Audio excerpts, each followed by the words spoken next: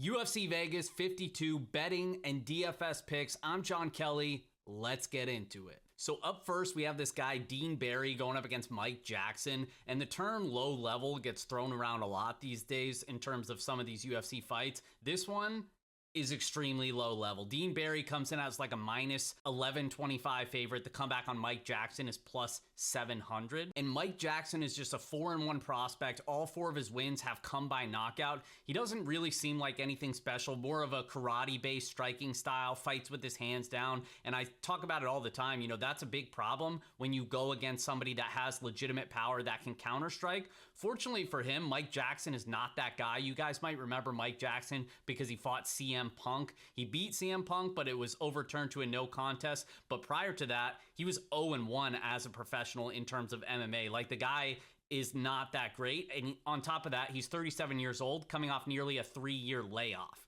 So there's a ton of red flags on the Jackson side. And what we have seen of Jackson, he's been hurt and wobbled multiple times as well. So I think this is a setup fight for Dean Barry, and I don't really think Dean Barry's all that good, but I do think he gets the knockout here against a 37-year-old bum and Mike Jackson. So Dean Barry by knockout is the official pick. The odds are obviously way too inflated, but in terms of DraftKings, he is a solid choice with high upside this week. Up next, we have Marcin, the minus 125 favorite. The comeback on Felipe Lins is plus 105. And this one is honestly a matchup that I don't really have a ton of interest in. Both guys are historically pretty untrustworthy. Felipe Lins came over from after winning the tournament in PFL back in 2018. Since coming over to the UFC, he's dropped the decision to Andrei Arlovski, where he basically just didn't do anything for 15 minutes. And then his follow-up fight came against Tanner Boser, a guy who's historically not known for his power, and he got knocked out in the first round. So he's just a low-volume guy. He does have a decent skill set, but he's just not doing enough, which I hate betting on those type of fighters, so I'm probably not going to do that again here. And then on the flip side, Marcin, I know he's going to have a volume advantage here. I like him in the sense that we know he's probably just going to be the more active of the two, but the durability is still a major concern. He's been knocked out 3 times in the first round in the UFC. I know he's on a 2-fight win streak, but there's some concern on that side as well. So this is just a fight on both sides that kind of screams pass for me. I still lean Prachniow, but it's not a confident lean. I just expect him to be the more active fighter over 15 minutes if the fight does hit the judges' scorecards. So give me Prachniow by decision, but overall, this is mostly a pass for me. Up next, we have Preston Parsons. He was originally supposed to fight Luis Case, who had to pull out. So we have Evan Elder stepping in on just a few days' notice. This is a fun matchup because Preston Parsons, he's got 9 wins, all coming by submission. He's never reached the 3rd round, so we know he's typically a fast starter. He's only had 1 UFC fight. That was his debut against Daniel Rodriguez, where he was knocked out in the first round. He's basically just a one-dimensional grappler. We saw when he was forced to stand on the feet, he shot 4 takedowns against Rodriguez, wasn't successful with any of them, and then was just a step behind and much outclassed on the feet against Daniel Rodriguez. Now he gets a matchup against Evan Elder. It basically just comes down to, do you think he can get the fight to where he needs it? And I'm not sure that he does. And even if he does, I'm not sure that it's going to be that big of a blowout here on the mat, because Evan Elder's a guy who's physically strong. He seems to be pretty well-rounded. He trains out of Sanford MMA, 7-0 prospect. He has most of his wins coming by knockout, but he does show a little bit of a wrestling base. I believe he wrestled in high school. He's taken down a few of his opponents on the regional scene. My issue with Elder is that he hasn't really been tested against this level of competition. And Parsons is the lower rung of the UFC, but it's still kind of a step up for Elder in the sense that Elder's only fought 2 guys with a winning record. He beat them, but those were only 2 guys he faced with a winning record. So we don't have betting odds for this one yet. If we get Elder at dog money, I'm really going to consider betting him here just because I think he's the much more comfortable striker, trains at a better camp. I think he's the better athlete, and I just think he's going to have an overall strength advantage and a more well-rounded game to where if he can avoid just going to the mat with Parsons, outside of him being in top position, then I think he can cruise here, and I actually think he finds a finish. So let's go Elder by knockout, and I'm eyeing an under here. We don't have the lines for it yet, but Both of these guys historically pretty fast starters and both finishers, and I just really don't trust the durability on the Parsons side. So I like Elder by knockout. I think he could be kind of sneaky in terms of DraftKings just because we see these unknown debutant fighters coming in on short notice. They tend not to get a lot of buzz or ownership. So he's going to be a sneaky play for me this week. Next fight up, we have Richie Lang, a minus 235 favorite. The comeback on Cameron Else is plus 195. And this one, I think, is pretty straightforward here. Cameron Else is basically, he's kind of similar to Preston Parsons in the sense where he's more of a grappler, very aggressive fighter. He's the type that's going to bring a lot of variance into his fights. He doesn't have the greatest skill set, but he is super aggressive and he does have some finishing ability. So those type of fighters are just always going to bring extra variance into their matchups, regardless of who they're facing. But Richie Lang really should have him covered here. Like, this is his fight to lose. He's the bigger fighter. He's more physical, much more stronger on the feet. I think he's going to have a clear power advantage in the striking. I basically just want him to keep the fight standing, box him up for 15 minutes, potentially find a finish as the fight goes on. Because if we know anything about Richie Lang, his striking defense isn't great, but I don't think Cameron Else is going to be one to capitalize on that. And Richie Lang is durable. He is going to move forward over 15. He does start to slow down over 15 minutes, but I don't see Else having a cardio advantage over him. So I do favor Richie Lang. He just needs to keep it on the feet, and I think he wins by decision, potentially a late stoppage here, but I like the Richie Lang side. I don't really rate Else highly, but I'm not ignoring the upside on DraftKings just because we have so many of these fighters where it's like they're not very good, but the people they're facing are not like super talented either, and they are at least have upside in a victory in that. If they hit their win condition, it probably comes by an early finish. So I'm just going to kind of mix a bunch of these kind of guys that I don't rate very highly and that I'm expecting to lose. I'm going to mix a few of them, in my 20 lineups or so across however many lineups I play, just because I think if one of them wins, they could be a potential slate breaker at a low ownership. And up next, we got the big boys. Tyson Pedro comes in as a minus 590 favorite. The comeback on Ike Villanueva is plus 425. And I don't know what it is about this card, but it's like they basically, UFC took all the people who are like either coming off a long layoff or like haven't fought before, or we just don't know much about these guys, et cetera, et cetera. So that's what they're doing with basically the entire card. So that's what we have with Tyson Pedro here. He's coming off multiple injuries basically, and then I believe he had COVID as well. So we haven't seen him in basically like 2.5 years. He's still a huge favorite here, and it's warranted against Ike Villanueva. We love Big Daddy Ike, but let's be honest, like he's not getting a win here. Like the durability is a huge concern. He's been knocked out a ton, but on top of that, the grappling edge is a massive, massive edge to Tyson Pedro here. He is actually a good grappler for this division. I think he could knock out Ike on the feet, but I think if he chooses to grapple, it's, a night and day difference on the mat. I don't expect this one to even see the third round. I expect to finish in the first, maybe the beginning of the second, but I do think Tyson Pedro gets a finish here. I do think the big price tag is warranted, and he's another high upside, relatively safe play on DraftKings this week. Up next, we have Sergey Kondosko going up against Dwight Grant. Kondosko minus 120 favorite. The comeback on Grant is plus 100. And this is another spot where we have Kondosko. We haven't seen him for 2.5 years. And he's another guy that was held out due to injury. We haven't seen him in a while. Historically, he's a very low volume fighter. And I'll say it again, like I hate betting on those dudes because you're basically relying on big moments or a finish. And that's fine if you're like a finisher like Davison Figueiredo, for example. But a guy like Kondosko, most of his finishes across his career came before the UFC against really low-level talent. And that typically just doesn't translate well. He throws a lot of spinning, sloppy techniques. That's just not going to work against like your average UFC level fighter. And then on the flip side, you'd expect me to want to back Dwight Grant here, but he's a lot of the same issues, like just low volume guy, doesn't give himself the best chance to win. And so I do favor Grant in this matchup. I think he's going to have a reach advantage here. I expect him to be at least a little bit more active than Kondosko. And I actually think he's the better submission grappler as well, but I'm not really expecting him to take things to the ground. Historically, he doesn't look to wrestle a ton. It's just that I don't think Kondosko is a good grappler at all. So I'd give the edge to Grant there, but I'm expecting just a low output decision on both sides where I favor the underdog. So we'll go Grant by decision, but This is not a fight that I want to have money on. Maybe take a poke on Grant by decision prop, depending on what that comes in at. I'm still waiting on FanDuel to release those, but yeah, I basically want no part of this on DraftKings because I think even in a victory, I don't think either guy scores well. Next fight up is Marc-Andre Barriault going up against Jordan Wright. Barriault comes in as minus 165 favorite. The comeback on Jordan, the Beverly Hills Ninja, is plus 145. And this is a spot where I just like any sort of violence here. I am probably going to have some sort of violence bet, whether I do in a parlay or whether I target a prop on this fight specifically. I haven't yet, but I do think that this line is playable. I've seen some playable lines out there on Fight Doesn't Go the Distance, maybe an under 1.5. I believe under 2.5 was minus 150 on DraftKings. I think that's an excellent line as well, just because of the way that Jordan Wright fights in all of his fights, right? Like, he's going to come at you wild and early and look to get you out of there. And if he doesn't, he's liable to get clipped himself and probably get finished. I don't think he has the durability to go to war with some of these guys like he tends to do.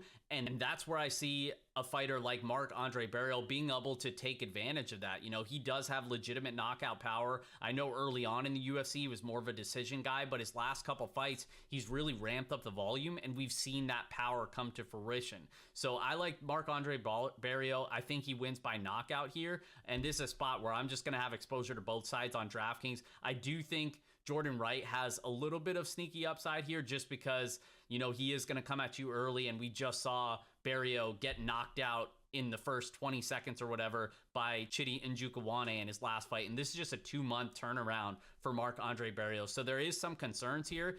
Ultimately, I do think he probably wins by knockout and is fine, but just saying that I will have some hedge exposure on DraftKings to the Beverly Hills Ninja. Up next, Charles Jourdain comes in as a minus 125 favorite. The comeback on Lando Vannata is plus 105. And this is a spot where on one hand, you have Charles Jourdain, who basically the biggest leak in his game is that he's just going to give up takedowns in bulk to almost anybody, right? It's just a matter of if Lando Vannata is going to come in with the right game plan. And I do think he probably gets Jourdain down here once or twice, but I'd be surprised if Vannata is able to blanket him over 15 minutes. Jourdain is going to work back to his feet, and while the fight's on the feet, I think he's going to be landing the more shots, the more impactful shots. You know, across 15 minutes, he's going to have much more volume and power than Lando Vannata. And I think that's the key difference here is fading Jourdain. I want a good grappler, an aggressive wrestler.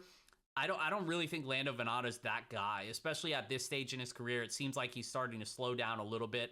I like Jourdain here to get it done by decision, just basically based on pure volume and power. I think he's the better striker. I think he wins those striking exchanges over 15 minutes. Next, we have another short notice fight. This one is a familiar face. Chase Sherman is stepping up on short notice to face Alexander King Kong Romanov. Romanov comes in as the biggest favorite on the card at minus 1430, and Chase Sherman on the comeback at plus 700. This one, I really don't need to spend a lot of time on. There's basically nobody on earth potentially that thinks Chase Sherman is going to win this fight. King Kong is just going to come in, take him down, do his business, and probably get him out of there in the first round. Chase Sherman was actually just cut by the UFC after losing to Jake Collier back in January. He took him down, submitted him inside the first round. And Romanov's a much more dangerous grappler. He's got heavy ground and pound when he gets on top, multiple chokes from that position as well. I think he gets him out of there in a first round finish. Credit to Sherman for stepping up on short notice. Love the strategy. You know, I believe he got a 4-fight deal from the UFC just for taking this fight on short notice. So you love to see that, playing the long game. But unfortunately for him, I think he gets finished for the 6th time in his career this Saturday. Next fight up, Manel Kopp comes in as a minus 190 favorite. The comeback on Sue Madarje is plus 160. And I really like the Manel Kopp side in this matchup just because I think he has multiple advantages. You know, on the feet, I actually think he's probably gonna have a striking advantage here. And I know a lot of people label Madarje as like this, you know, they call him the Asian Conor McGregor, or at least they used to back in the day. And he does have some solid striking, but we've seen him at times look vulnerable, even on the feet. You know, in his last matchup against Zaruk Adeshev, he was getting pieced up outside of that first round. You know, he slowed down. He was getting hit quite a bit on the feet. And I think the speed advantage of Manel Kopp here is going to be a real factor. He's got good footwork, but I really think the upside is with the takedowns and with the grappling. Manel Kopp is a black belt in Brazilian Jiu-Jitsu. We have seen him go to the wrestling in the past, not in his last couple fights because he didn't need to. He's coming off 2 back-to-back first-round knockouts. So you look at Medarje, and he has a ton of first-round knockouts as well. He's known as a knockout guy. But Kopp's arguably just as powerful. He's got just as much finishing upside in the first round. I think he has better cardio over 15, and I think the defensive grappling of Medarje is a clear leak in his game, especially in this matchup. And we've heard Manel Kopp basically come out and say he's going to look to wrestle here. I think he comes in with the right game plan, just has the more well-rounded skill set of the two, and I think that really plays into this matchup on Saturday. So I like the Manel Kopp side. I bet Manel Kopp earlier in the week at minus 162. Honestly, I think anything better than minus 200 is worth a 1-unit play, and I have my eye on Kopp by submission. I don't know what the number is because, again, I'm waiting for FanDuel to release that, but I think that could be the right way to play it just because all 4 of Sue Medarje's losses have come by submission in his career, and I think he's going to be at a clear grappling disadvantage in this matchup. So if Kopp comes in looking to wrestle, I think he's going to have potential to cash potentially a big submission prop here. So I like Kopp. I like Kopp by submission or by TKO. I think he gets the job done inside the distance, but I'd rather play him at the money line because I think there's value there as well, and I think he's a solid play on DraftKings this week. Moving right along in the main card, but before we do that, do me a favor, guys, hit that like button. It takes 2 seconds. I definitely appreciate it. It goes a long way with helping me grow my channel.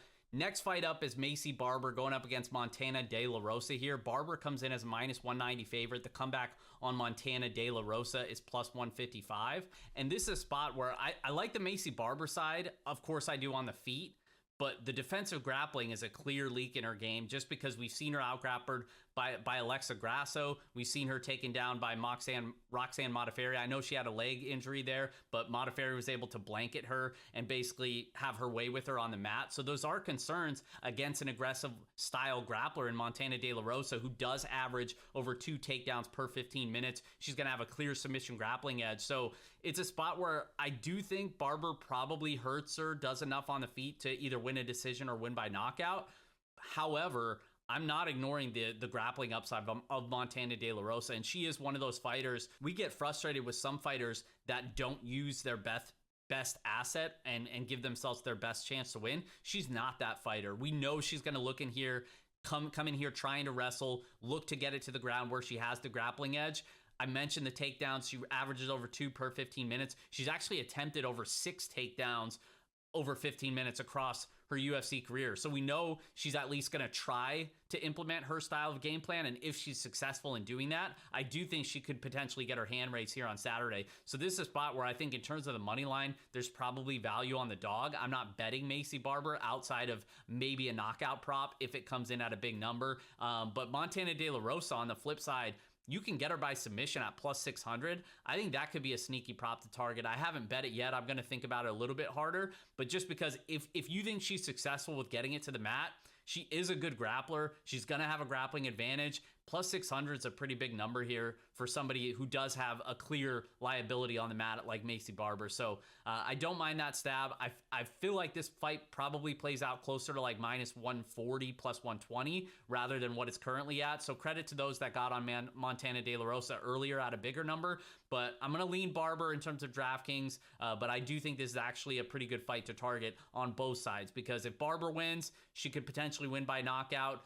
If Montana De La Rosa wins, we obviously know it's coming with multiple takedowns and potentially submission grappling as well. And our co-main event is Clay Guida going up against Claudio Puelles. And this is a spot where you never want to back a 40-year-old dude in the UFC, but I gotta bet Clay Guida here. I haven't done it yet just because we've seen a bunch of Puelles money come in, and I just don't get it, man. This guy's on a 4-fight win streak, but he has not looked good in basically any of those fights. You know, he's more of a grappler. He does have a black belt in Brazilian Jiu-Jitsu, but I don't really think he's all that dangerous. He's fought against guys that he should have submitted that he couldn't.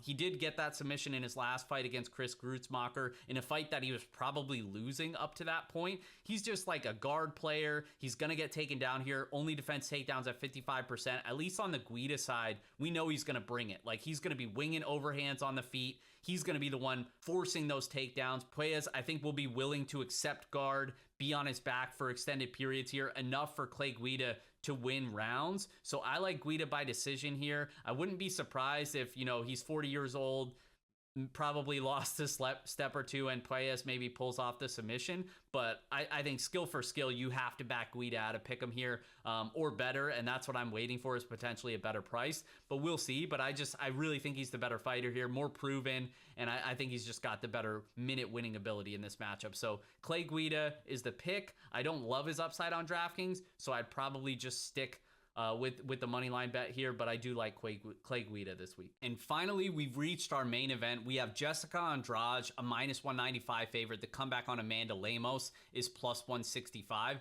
This is actually a banger matchup. Both of these women are super powerful, have a ton of knockouts to their record. You know, Jessica Andrade, I tend to lean her pretty confidently in this matchup, just because I think she's more proven outside of like the first round, whereas Amanda Lemos, I think outside of the first round, she kind of tends to struggle a little bit, just because the cardio has repeatedly failed her multiple times. And we've seen it as recently as her last fight against Angela Hill, where she won by split decision. A lot of people actually scored it for Angela Hill in that fight. I actually thought Angela Hill won myself, but I'm not a judge, so what do I know? But I do think Jessica Andrade is the side here. I think she gets a finish. I think just Amanda Lemos isn't going to be able to match her pace across potentially 25 minutes, and I don't think it lasts that long, but I just think her trying to match Andrade's pace, even over 5-10 minutes, is going to really wane on her cardio. And Andrade averages, you know, around 3 takedowns per 15 minutes. She has the wrestling upside as well,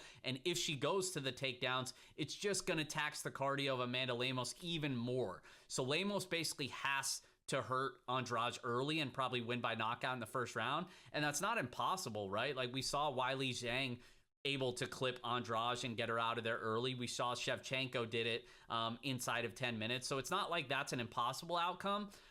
But I mean, to be able to think that happens like 40% of the time or whatever, I really can't get there, especially when we know the cardio is going to be a huge issue outside of first round. So I like Jessica Andrade here. I think she really dominates basically outside of the first round. And I think she dominates probably in the first round too, but it significantly weighs in her favor outside of that first round. And that's what I keep going back to. So I think she gets a finish here. I don't have a bet on this fight yet, but this is another one where I'm kind of debating whether or not I want to play a prop on Andrade, maybe a knockout prop, you know, plus 225 is a pretty decent number there, or just go with a violence parlay. I talked about the Jordan Wright fight not to go the distance, parlay that with the main event to go the distance. Maybe you get a decent number there, maybe slight plus money, which would be nice. So I'm still weighing my options here, but I do think this one ends early. I do think Andrade gets the finish, so she's my preferred play on DraftKings as well. So that's 13 fights, guys. It looked like we were going to only have 11 fights. They obviously added the 2 last-minute ones